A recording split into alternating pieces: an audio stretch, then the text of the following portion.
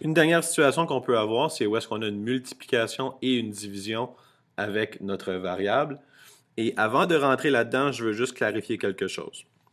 Euh, Disons que vous avez quelque chose comme 2x sur 5.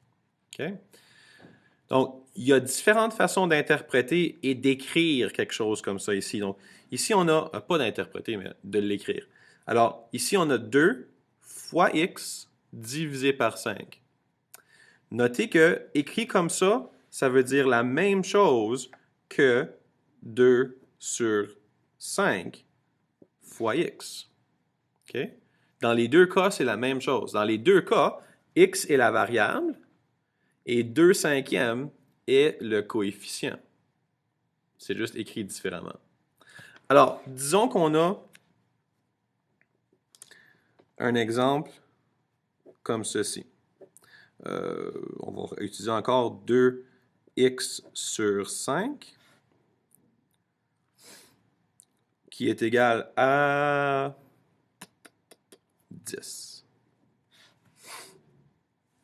Alors, on a deux opérations. On a une multiplication entre 2 et x, puis on a une division entre x et 5. Vous pouvez faire une ou l'autre, mais je vous suggère fortement de vous débarrasser du 5 en premier. Ça rend juste les calculs plus faciles. Alors, si on a x divisé par 5, l'opération inverse est une multiplication. Le 5 et le 5 s'éliminent, qui nous laisse avec 2x qui est égal à 50. Et maintenant, on a 2 fois x, on a une multiplication. L'opération inverse est une division. Les deux s'éliminent, qui nous laisse avec x est égal à 25. Et si on veut faire la vérification de ce calcul-là,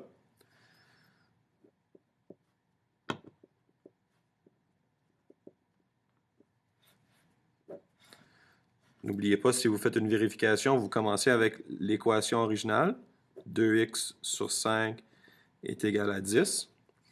Mais vous voulez savoir si votre réponse est la bonne, alors vous utilisez la valeur que vous avez obtenue et vous allez la placer dans l'équation. Donc, la façon d'écrire ça, vous écrivez 2x sur 5 est égal à 10, virgule, x est égal à 25, pour identifier que vous allez remplacer x par 25. Alors, 2 fois 25 divisé par 5 est égal à 10. Bien, 2 fois 25, ça donne 50. Divisé par 5 est égal à 10. 50 divisé par 5, ça donne 10, qui est égal à 10. Donc, ceci démontre que... Oups, excusez-moi. Donc, ceci démontre que vous avez eu la bonne réponse.